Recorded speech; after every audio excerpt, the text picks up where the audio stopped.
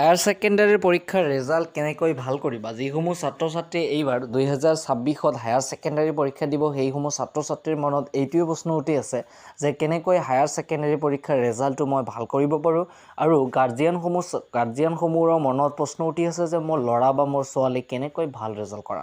গতিকে আজি এই ভিডিঅ'টোত এই কথাবোৰ আলোচনা কৰা হ'ব তো তোমালোকে হয়তো মানে ষ্টুডেন্ট বিলাকক কৈ আছো যে তোমালোকে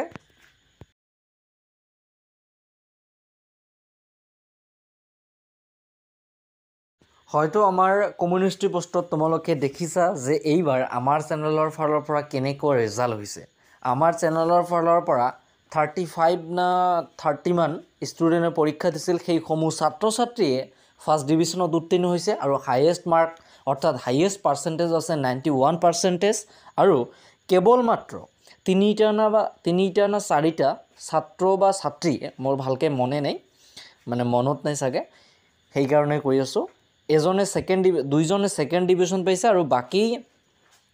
চাৰিজন ধৰিলো দুজনে থাৰ্ড ডিভিজন পাইছে থাৰ্ড ডিভিজন চাকে এজন পাইছে ঠিক আছে গতিকে ছাত্ৰ ছাত্ৰীসকল তোমালোকে ভাবি লোৱা যে আমাৰ চেনেলৰ ফালৰ পৰা এবাৰ কেনেকৈ ৰেজাল্ট হৈছে গতিকে তোমাৰো যদি এনেকৈ ৰেজাল্ট কৰাৰ ইচ্ছা আছে বা 91 পাইছে এইবাৰ 2025 বৰ্ষত 91 পাইছে গতিকে মই এইবাৰ চেষ্টা কৰিম যে 95 যাতে আমাৰ চেনেলৰ পৰা কোনোবা এজন ছাত্ৰ ছাত্ৰীয়ে পায় কোনোবা এজন নহয় মই চেষ্টা কৰিম যিসমূহ ছাত্ৰ ছাত্ৰী আমাৰ পৰা নোট ল'ব সমূহ ছাত্ৰ ছাত্ৰীয়ে যাতে 95 পায় 95ৰ ওপৰত পায় তাৰ কাৰণ এইটোৱে যেতিয়া তোমালোকে মোৰ নোটৰ পৰা পঢ়িবা তেতিয়া মোৰো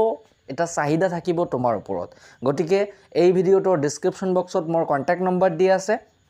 গতিকে মোৰ পৰা নোট বিলাক ক্ৰয় কৰি ল'ব লাগিব আৰু নোটৰ দাম বিলাক মোক যেতিয়া হোৱাটছএপত মেছেজ কৰিবা মই তোমালোকক জনাই দিম আৰু হোৱাটছএপত মেছেজ কৰিবা যে মই